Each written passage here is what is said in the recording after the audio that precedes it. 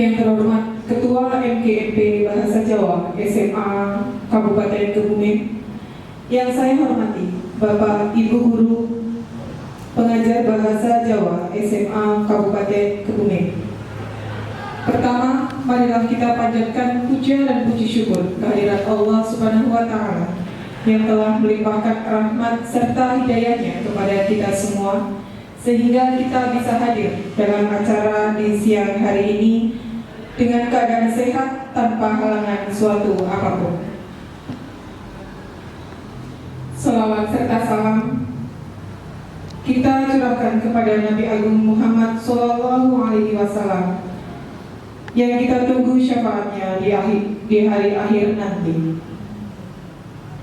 Perkenankan saya, Arum Kunti Lestari, selaku pembawa acara, akan membacakan susunan acara diseminasi penerapan budaya disiplin di sekolah pada siang hari ini. Acara yang pertama, pembukaan. Acara kedua, sambutan Ketua MGMP Bahasa Jawa SMA Kabupaten Kebumen. Acara ketiga, pemaparan materi. Acara keempat, lain-lain, dan acara kelima, penutup. Hadirin yang saya hormati, memasuki acara pertama, pembukaan. Marilah kita buka acara ini dengan bacaan basmalah bersama-sama. Bismillahirrahmanirrahim. Acara kedua, sambutan Ketua MGMP Bahasa Jawa SMA Kabupaten Kebumen. Kepada Bapak Agus Priyosukowo SPD, dipersilakan. Terima kasih kepada pembawa acara yang sudah memberikan waktu kepada saya. Bapak Ibu hadirin yang saya hormati, teman-teman Guru Bahasa Jawa SMA Kabupaten Kebumen.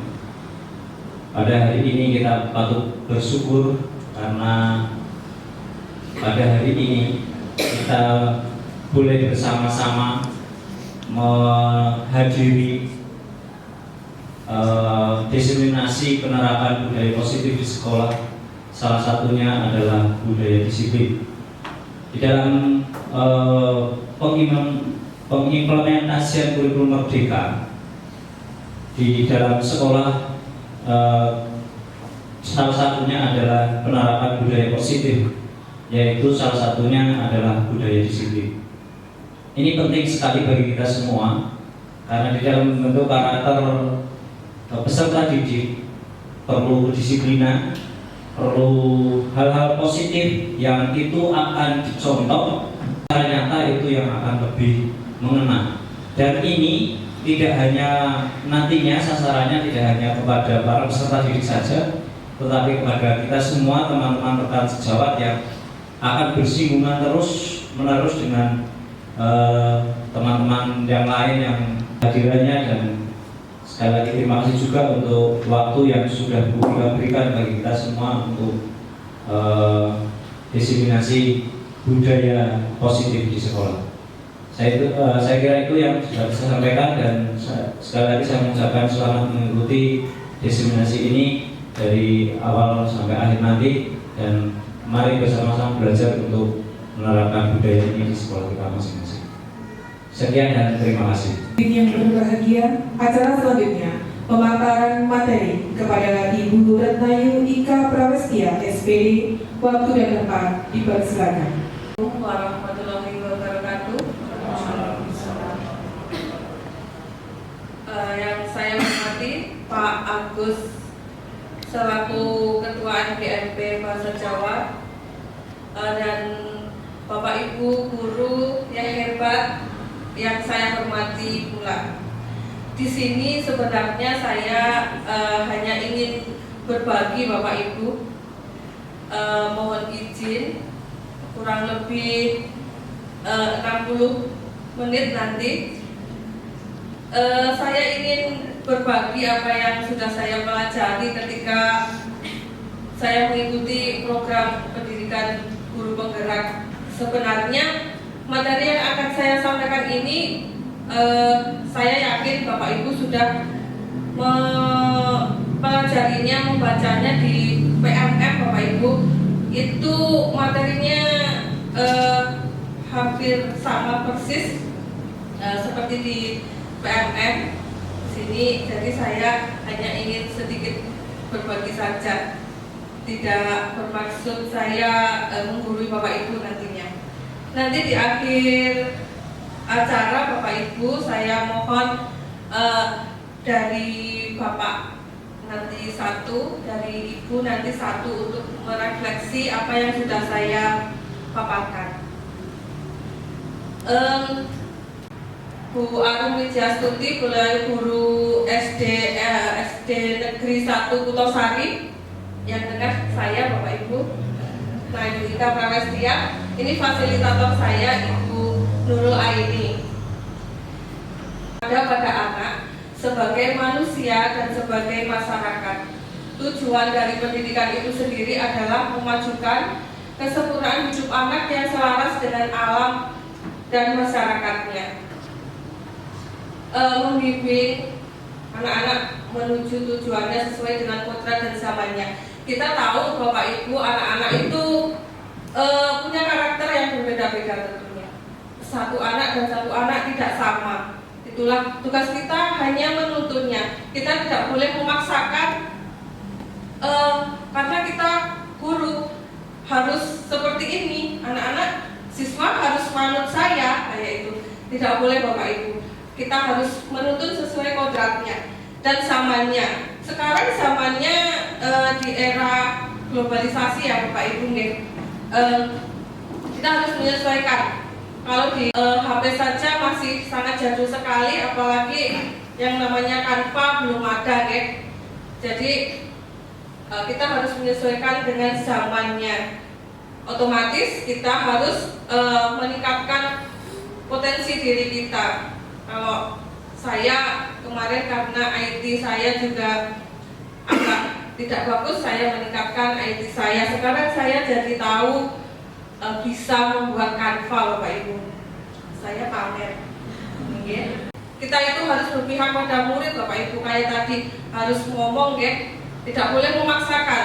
Jadi belajar itu tidak boleh dipaksakan, harus A, tidak boleh.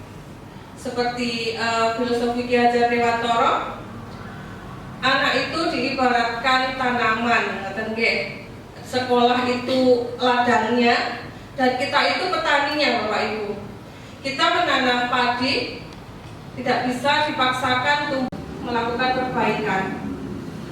Kolaboratif ini sudah sering kita lakukan, Bapak Ibu. Saya yakin Bapak Ibu sudah sering melakukan kolaboratif. Kolaboratif itu berarti berkuasa kosan, itu inovatif.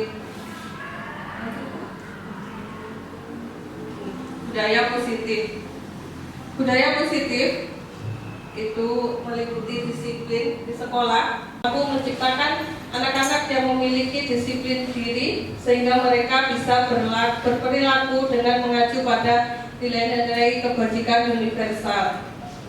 Seperti yang saya katakan di awal tadi, disiplin harus muncul dari diri sendiri, dari intrinsik. Ada dua peran, itu nanti ada di situ unsur ekstrinsiknya. Ini Bapak Ibu, nilai kebajikan universal itu intinya siswa yang memiliki profil pelajar Pancasila. Nilai-nilai ini merupakan payung besar dari sikap dan perilaku kita yang merupakan fondasi kita berperilaku. Nilai-nilai kebajikan adalah sifat-sifat positif manusia yang merupakan tujuan mulia yang ingin dicapai setiap individu. Salah satu contohnya yaitu profil pelajar Pancasila, beriman dan bertakwa kepada Tuhan, berakhlak mulia, mandiri, bernalar kritis, berkepikiran global dan bergotong royong. Kadang-kadang hukuman itu perlu, tapi harus itu. Ini dari motivasi hukuman dan penghargaan untuk memberikan semangat kepada anak. untuk menghindari ketidaknyamanan, untuk menghargai diri sendiri, dan pemberian reward kepada anak. Selanjutnya, Bapak Ibu, di sini ada budaya positif. Budaya positif, disiplin merupakan kepatuhan dan ketaatan akan sebuah tanggung jawab.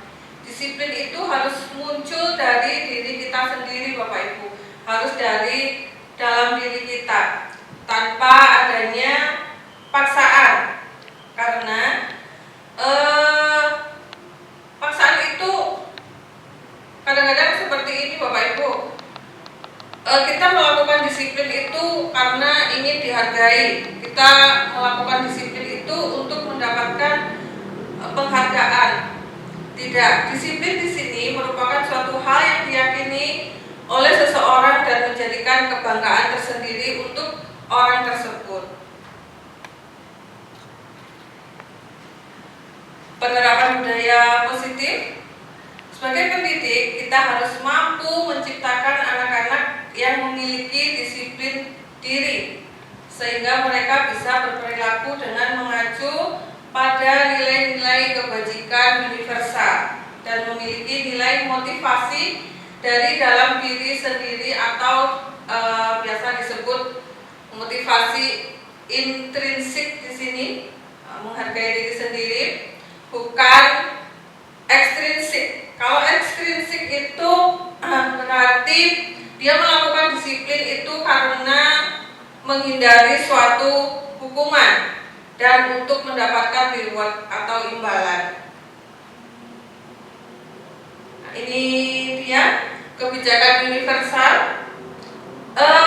Dalam kebijakan universal ini intinya di sini yang akan dimunculkan itu karakter anak berprofil pelajar Pancasila, Bapak Ibu. Saya bacakan di sini. Nilai-nilai ini merupakan payung besar dari sikap dan perilaku kita yang merupakan fondasi kita berperilaku. Nilai-nilai kebajikan adalah sifat-sifat positif manusia yang merupakan tujuan mulia yang ingin dicapai setiap individu.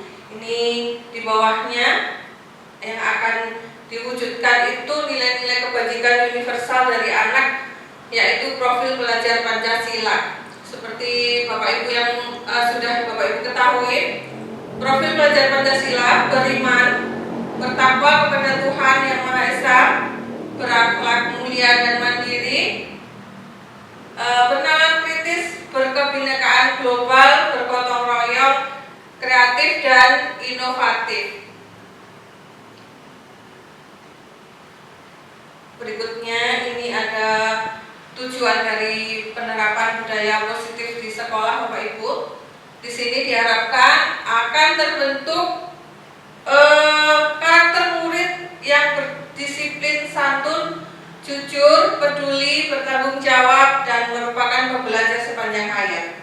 Di sini selanjutnya ada teori motivasi. Teori motivasi, hukuman, dan penghargaan. Di sini untuk memberikan semangat kepada anak, menghindari ketidaknyamanan, untuk menghargai diri sendiri, dan pemberian reward kepada anak. Sebenarnya hukuman itu sangat tidak dianjurkan, Bapak Ibu. Di sini penghargaan juga, karena penghargaan itu bersifat sementara. Jadi anak itu melakukan disiplin itu untuk menghindari hukuman, karena mereka takut kita hukum, karena mereka ingin dapat reward dari kita. Contohnya kalau di SD TK itu kalau datang lebih awal nanti dikasih emot bintang, nanti ditempel di ada tempatnya, nanti di dinding di sana ditempel. Dan kalau anak melakukan kesalahan nanti dapat hukumannya, stikernya dicopot. Nah, itu tidak disarankan, Bapak Ibu. Ini dia hukuman dan penghargaan. Alfie Kohn menyatakan Baik penghargaan ataupun hukuman adalah cara-cara mengontrol perilaku seseorang yang menghancurkan potensi untuk pembelajaran yang sesungguhnya. Secara ideal, tindakan belajar itu sendiri adalah penghargaan yang sesungguhnya.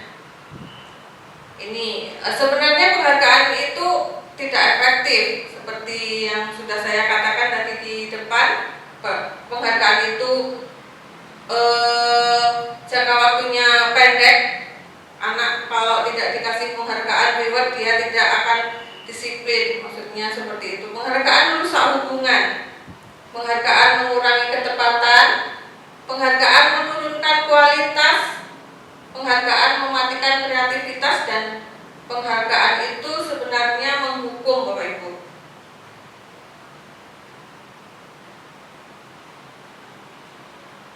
Ini 5 posisi kontrol guru yang harus kita miliki.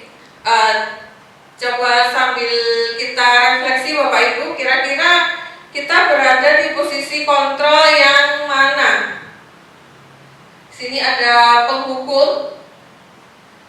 Tentunya mungkin kadangkala kita melakukannya, kita memposisikan diri kita sebagai penghukum. Terus ada pembuat orang merasa bersalah. Ini juga sering kita lakukan.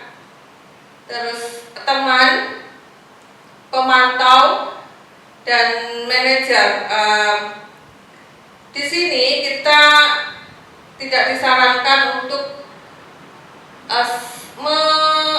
memposisikan diri kita sebagai penghukum dan pembuat orang merasa bersalah. Jadi ini harus diminimalkan,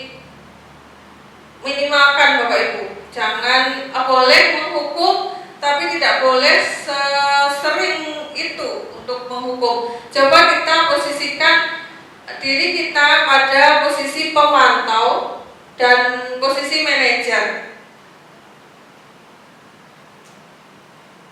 Posisi pemantau, jadi kita memantau anak-anak, perkembangan anak-anak di sini.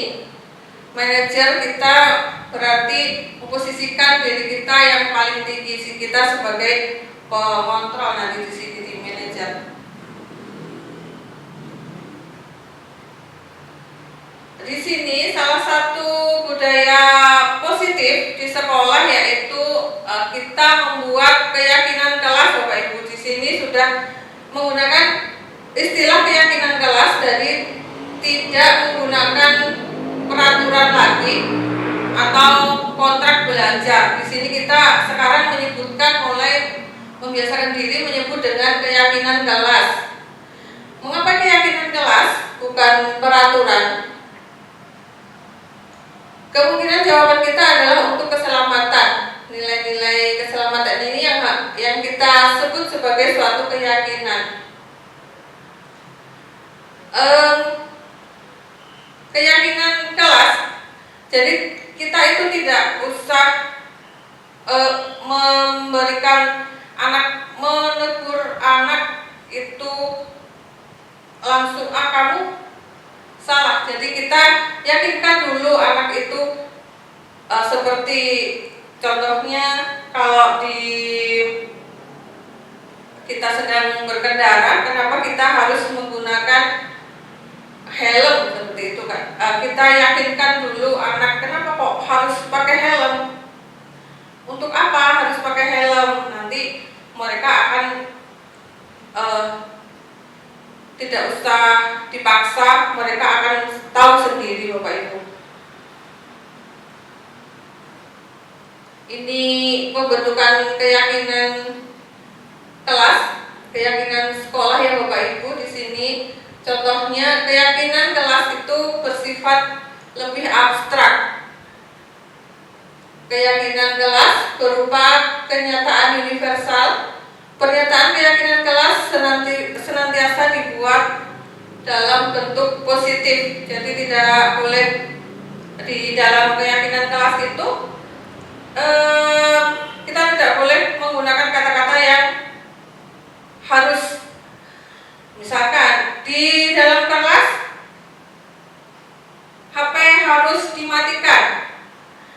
Kalau terlambat 10 menit masuk kelas, tidak boleh mengikuti pelajaran. Jangan deh Bapak Ibu, nanti anak-anak takut dan semakin tidak yakin Bapak Ibu. Keyakinan kelas hendaknya tidak terlalu banyak, tidak usah terlalu banyak. Jadi dalam membuat keyakinan kelas itu secukupnya saja. Nanti kalau terlalu banyak anak-anak juga semakin bingung dan anak-anak lupa malah kalau terlalu banyak nanti. Keyakinan kelas sebaiknya sesuatu yang dapat diterapkan di lingkungan tersebut. Semua warga sekolah hendaknya ikut berkontribusi dalam pembuatan keyakinan kelas. Jadi harus semua terlibat saat membuat keyakinan kelas. Yang terakhir, bersedia meninjau kembali dari waktu ke waktu Bapak Ibu. Jadi keyakinan kelas harus kita refleksi kembali. Kira-kira kalau seperti ini efektif tidak? Apa harus ada yang ditambah? Apa harus dikurangi? Itu yang harus direfleksi kembali. Selanjutnya di sini saya berikan contoh sedikit tentang keyakinan kelas. Yang pertama, setiap anggota kelas perlu senang. Setiap anggota kelas itu perlu senang. Nah, di sini saya cantumkan setiap anggota kelas harus senang karena dengan senang, dengan anak-anak senang itu akan lebih mudah dalam kita menyalurkan ilmu, menerangkan materi kita. Yang kedua, setiap anggota kelas saling menghormati dan menghargai. Ini menebalkan karakter anak Bapak Ibu. Jadi dalam hal peduli, menghargai dan menghormati. Ketiga, setiap anggota kelas perlu merasa aman. Jadi kalau di kelas anak-anak juga harus merasa aman. Jadi tidak terancam Bapak Ibu, tidak takut dengan kita. Mungkin anak merasa tidak aman dan nyaman itu mungkin dari gurunya juga, muncul dari gurunya. Yang keempat, senantiasa saling membantu. Ini kolaborasi nanti saling membantu. Yang terakhir, penting untuk melaksanakan tugas secara tuntas. Kadang-kadang ini harus dituliskan karena terkadang anak itu kalau kita memberikan tugas terus anak tanyanya seperti ini, Ibu nanti ini dikumpulkan hari ini atau tidak? Jadi kalau saya jawabnya ini tidak dikumpulkan hari ini, nanti mereka pasti tidak akan mengerjakan pada saat itu. Jadi harus ada keyakinan kelas yang menyebutkan bahwa kegiatan harus secara tuntas.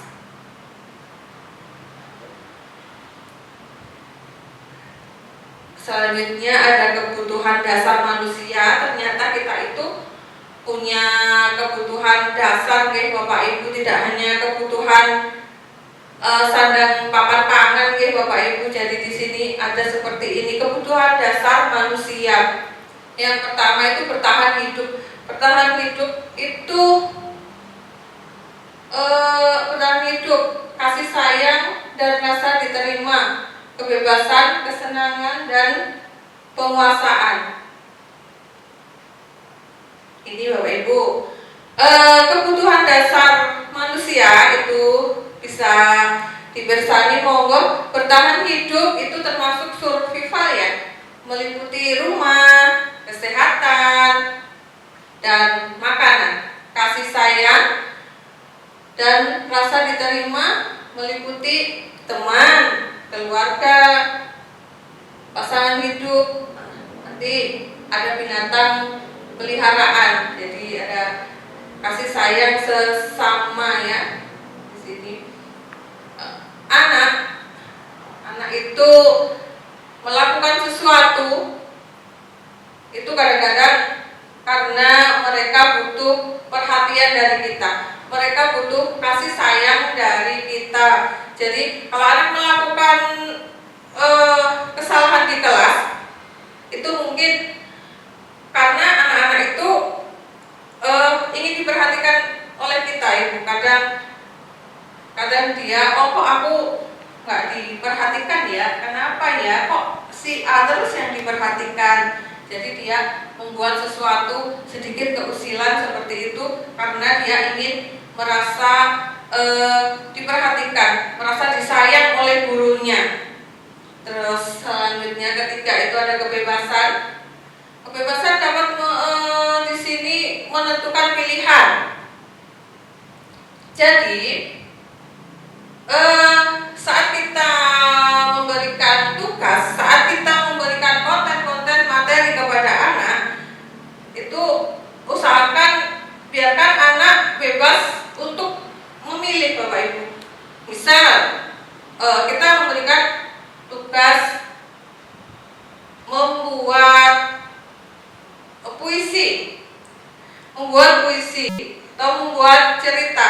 Di sini nanti anak yang pinter poster, biarkan mereka membuat puisi dengan bentuk poster, biarkan mereka bercerita dengan bentuk poster, seperti itu. Konten materi juga seperti itu, biarkan, karena mereka itu punya karakternya sendiri ya, punya cara belajarnya sendiri. Ada yang kinestetik, ada yang visual, auditori gitu. Jadi kita berikan pilihan-pilihan konten materi yang beraneka ragam agar mereka bisa belajar sesuai dengan karakter mereka tadi. Selanjutnya kesenangan meliputi koleksi barang. 5. Penguasaan meliputi keinginan untuk dianggap berharga, bisa membuat pencapaian kompeten diakui dan dihormati. Ini penguasaan itu seberapa bisa sih saya, seberapa bisa saya dan untuk dihargai oleh orang lain. Di bawahnya bisa dibersani Bapak Ibu, ketika seorang murid melakukan perbuatan yang bertentangan dengan nilai-nilai kebajikan atau melanggar peraturan seperti yang saya katakan tadi, hal ini sebenarnya dikarenakan mereka gagal memenuhi kebutuhan dasar mereka. Mungkin mereka datang di sekolah dengan membawa, tapi di rumah sudah dimarahi oleh ibu, dibawalah ke sekolah, seperti itu Bapak Ibu. Jadi dia kurang kebutuhan dasar, apa ya, kasih sayang mungkin, atau kesenangan, itu ya.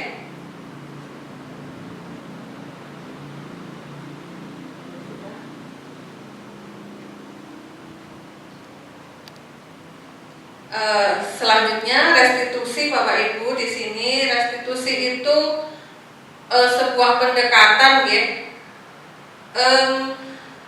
Kemarin sebelum saya mempelajari restitusi di pendidikan guru penggerak ini, saya kalau ada anak melakukan salah, saya ya namanya guru, anak ada yang melakukan salah seperti itu, saya langsung menegurnya, saya marah otomatis Bapak Ibu.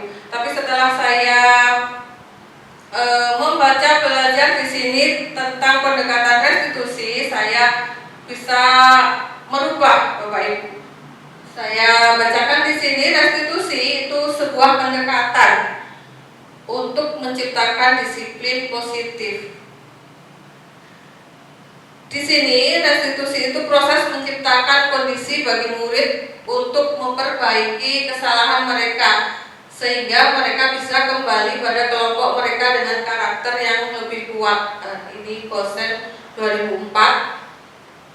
Proses kolaboratif yang mengajarkan murid untuk mencapai solusi masalah dan membantu murid berpikir tentang orang seperti apa yang mereka inginkan dan bagaimana mereka harus memperlakukan orang lain. Jadi di sini nanti tidak perlu kita marah-marah kepada anak.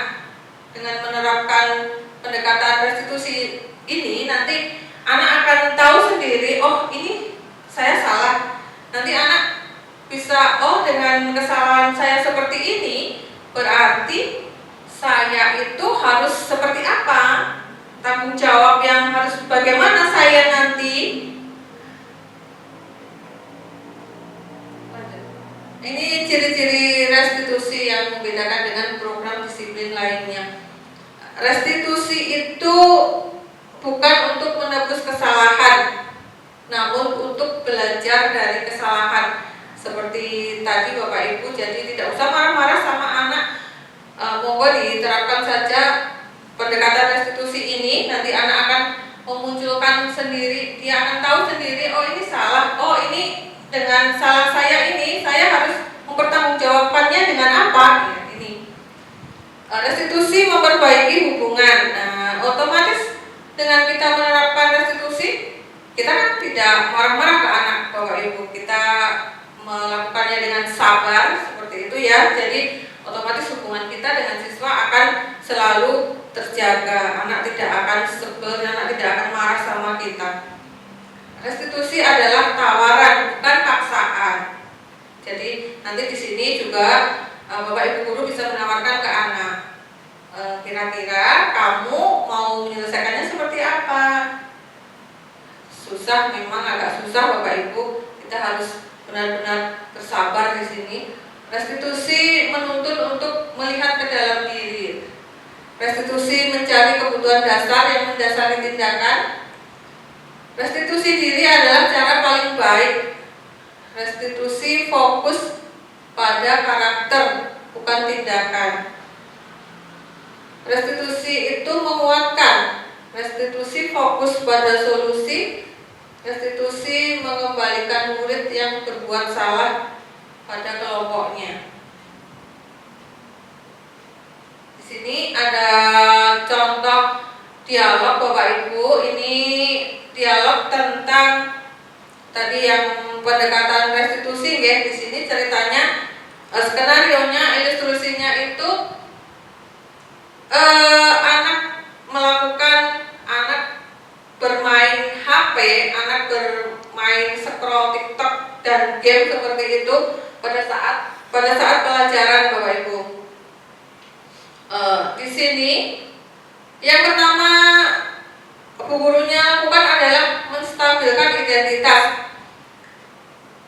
Kita kalau ada anak melakukan sesuatu hal keusilan di kelas, jadi mulai hari ini Bapak Ibu monggo belajar pendekatan restitusi. Jadi tidak usah ditegur di situ secara langsung, karena akan anak merasa malu nanti kalau ditegur di situ, akan memperburuk hubungan kita juga dengan siswa. Jadi monggo nanti dipanggil tersendiri anaknya. Nanti setelah dipanggil, kita menstabilkan dulu Bapak Ibu, menstabilkan identitas. Anak akan takut ketika kita panggil, itu pasti. Jadi distabilkan dulu dengan kata-kata yang halus. Bapak Ibu ditanya dulu, kenapa tadi kamu melakukan hal seperti itu? Seperti itu. Jadi jangan, tadi kamu itu ya mainan HP ya di kelas ya, jangan dilakukan lagi seperti itu. Kamu tahu nggak seperti itu? Itu salah. Kamu nanti bisa, jangan, itu nanti namanya membuat orang merasa bersalah Bapak Ibu. Ini yang harus kita hindari tadi. Jadi distabilkan dulu dengan sabar, dengan perkataan yang halus. Selanjutnya validasi tindakan yang salah. Kita validasi dulu tindakannya yang salah. Ini ditanya, berarti Bapak Ibu ditanya dengan baik-baik. Tadi Ibu lihat kamu bermain HP ya saat pelajaran. Kenapa kamu melakukannya? Pasti kamu punya alasan.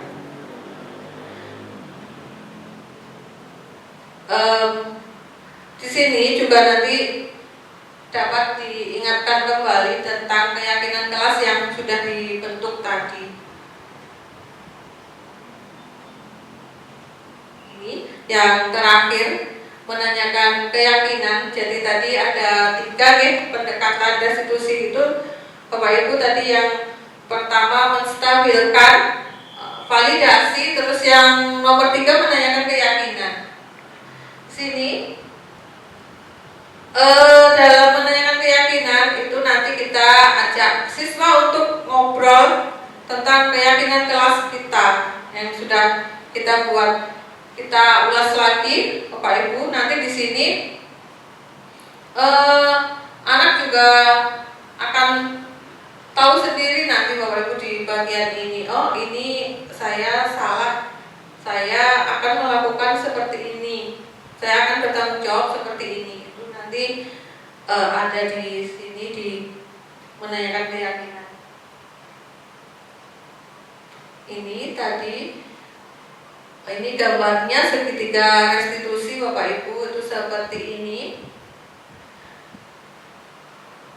Tadi skenario yang tadi itu ada memang benar terjadi di sini di sekolah saya, Bapak Ibu. Saya mencoba untuk menerapkan segitiga restitusi dengan 3 langkah tadi: menstabilkan, validasi, tindakan, dan menanyakan keyakinan.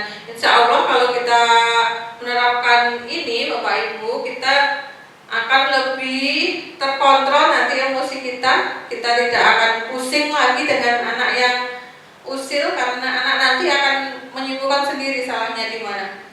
Kita cukup dengan menggunakan segitiga restitusi ini. Memang harus belajar sabar di sini. Agak sulit, tapi insya Allah kita bisa, Bapak Ibu. Nah, ini sudah selesai ternyata, Bapak Ibu. Semoga bisa bermanfaat tadi yang sudah saya paparkan, terutama yang bagian segitiga restitusi, Bapak Ibu. Ini hal yang baru, semoga memberi manfaat. Selanjutnya, seperti yang sudah saya katakan tadi di depan, saya meminta refleksi dari Bapak Ibu, Ibu 1, Bapak 1 nanti. Monggo yang akan merefleksi dari paparan saya persilahkan, monggo Ibu dulu, nggih. Disampaikan mengenai penerapan budaya positif di sekolah, terutama pada materi restitusi yang jujur saja baru kali ini saya dengar, dan itu sangat menambah wawasan saya tentang bagaimana nantinya ketika saya menghadapi siswa di kelas saya yang mungkin. Ya. Baik, Assalamualaikum warahmatullahi wabarakatuh, Bapak Ibu yang kami hormati. Ini luar biasa sekali paparan dari Bu Ika tadi, penyampaiannya ya. Saya jadi sedikit lebih memahami apa itu penerapan budaya positif ya. Dari paparan yang tadi saya dengarkan, kemudian saya resapi, kemudian saya bisa merasakan bahwa menjadi guru adalah sesuatu yang harus kita pelajari kembali, bahwa di sini menjadi guru harus sabar, dan sabar. Karena dari paparan tadi bahwa menjadi seorang guru tidak boleh membentak, memberi hukuman, dan sebagainya. Kemudian memberi nilai juga harus sesuai dengan KKM. Nah, sedangkan karakter dari anak ya, dengan IQ yang berbeda tentu memiliki kemampuan yang berbeda pula ketika menerima mata pelajaran, di mana nilai itu tidak serta-merta semua tuntas. di mana biasanya kita mengadakan remedial ya, remedial setelah kita mengadakan pengayaan. Akan tetapi untuk pemaparan kali ini bahwa ternyata nilai itu tidak ada remedial, di mana harus sesuai dengan KKM. Nah, ini yang menjadi tugas berat dari kami sebagai seorang pendidik, bagaimana memaparkan sebuah materi tersebut agar bisa terserap oleh anak didik kita semaksimal mungkin, sehingga ketika kita mengadakan penilaian baik kognitif maupun psikomotor bisa tercapai sesuai dengan KKM. Kemudian yang kedua adalah terkait dengan hukuman, ya, di mana guru tidak boleh memberikan hukuman apalagi bentakan. Kita seolah-olah betul-betul memanjakan anak didik kita ya. Kita betul-betul ngeman seperti anak kandung kita sendiri. Nah, bahkan ketika anak didik tersebut melakukan kekeliruan atau kesalahan ya, yang di situ harus kita tegur. Nah, cara menegurnya pun ternyata tidak boleh menggunakan kata jangan dan sebagainya. Jadi betul-betul teguran kita yang kita sampaikan kepada anak didik kita dengan perasaan, dengan kata-kata yang halus, dengan kata-kata yang lembut. Tentunya ini ada makna di balik semua ini, di mana teguran kita ketika menggunakan kata-kata yang halus tersebut bisa terserap, kemudian anak juga bisa merasakan oh ternyata kita betul-betul disayang oleh guru kita. Nah, ini sangat sedikit bertolak dengan karakter saya ya sebagai seorang guru dari Kebumen yang kata-katanya sudah kasar ya, dengan kata-kata yang nampak. Ketika menegur ya biasanya menggunakan hei jangan, kamu sudah terlambat, push up dulu 10 kali atau 20 kali dan sebagainya. Dan berarti dari sini tentu saya secara pribadi maupun teman-teman yang hadir dalam pertemuan kali ini bisa memetik pelajaran ya, paparan dari Ibu Ernayu yang telah disampaikan tadi, bahwa perlu kita garis bawahi bahwa seorang pendidik harus lembut, harus lemah lembut ya, harus penuh dengan kasih sayang, dengan perasaan yang halus ketika memberikan teguran kepada anak didik kita. Kami ucapkan sekali lagi kepada Bu Ernayu ya atas ilmu yang telah ditularkan kepada kami, dan tentu ini menjadi ilmu yang sangat bermanfaat bagi kami dan semua yang hadir di sini. Memang kami belum memiliki kesempatan untuk ikut dalam program guru penggerak, bukan karena kami tidak mau, tetapi karena kami belum beruntung saja seperti Ibu Ernayu. Saya sebetulnya sudah mendaftar di program guru penggerak angkatan ke-6 kemarin. Akan tetapi untuk Kabupaten Kebumen sendiri tingkat SMA dan SMK itu hanya 6 yang terpilih, dan salah satunya dari SMA Negeri 1 Kebumen yaitu Ibu Ernayu. Dan pada kesempatan angkatan ke-8 ini saya sudah mendaftar, dan kami juga terus berdoa agar saya bisa ikut andil dalam program guru penggerak ini, karena ilmu-ilmu yang didapatkan tentunya sangat bermanfaat bagi kami seorang pendidik yang nantinya akan kami tularkan kepada teman-teman sejawat maupun kepada peserta didik kita semua. Terima kasih kami ucapkan sekali lagi kepada Ibu Ernayu untuk paparannya, kepada teman-teman semuanya. Kurang lebihnya mohon maaf. Wassalamualaikum warahmatullahi wabarakatuh. Ya, mungkin yang harus dipelajari panjenengan ya, karena saya yakin kalau tingkat atas itu tidak mungkin anak melakukan salah terus benlah sesuai tak panggil kan, mesti langsung ditegur di situ. Ya, Pak Nurul, jangan memberikan hukuman ya Pak Nurul, karena harus dihindari ya hukuman, dan tidak boleh membuat anak merasa bersalah ya Pak. Kadang Pak Nurul ini suka membuat anak merasa bersalah juga. Kadang-kadang hukuman juga ditempatkan posisi kontrol Anda sebagai manajer ya Pak. Siapa tahu besok jadi kepala sekolah. Amin. Jauh bermananya deh.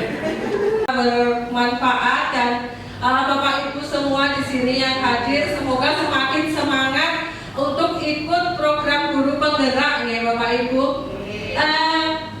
Tanpa disuruh kepala sekolah ya. Harus dengan kesadaran diri tadi karena budaya positif tadi kan ada nilai juga yang harus kita miliki, salah satunya harus nilainya mandiri tadi. Jadi jangan menunggu diperintah. Ngoten nggih Pak Agus. Tadi Pak Agus kan ngendikan karena disuruh kepala sekolah besok tidak nggih Pak Agus berarti. Semangat Pak Agus. Nanti seperti saya memaparkan materi seperti ini Pak Agus. Demikian Bapak Ibu yang bisa saya sampaikan untuk hari ini. Terima kasih sudah bersedia hadir di sini, membersamai saya di sini untuk memaparkan, untuk berdiseminasi tentang budaya positif di sekolah yang sudah saya pelajari di program guru penggerak. Waktu dan saya kembalikan ke Bu Arun Putih selaku pembawa acara. Assalamualaikum warahmatullahi wabarakatuh. Saya hormati, memasuki acara yang terakhir adalah penutupan. Marilah kita tutup acara ini dengan bacaan hamdalah bersama. Saya selaku pembawa acara mohon maaf apabila banyak tutur kata atau kesalahan saya dalam memandu acara diseminasi pada siang hari ini. Saya sampaikan terima kasih. Wassalamualaikum warahmatullahi wabarakatuh.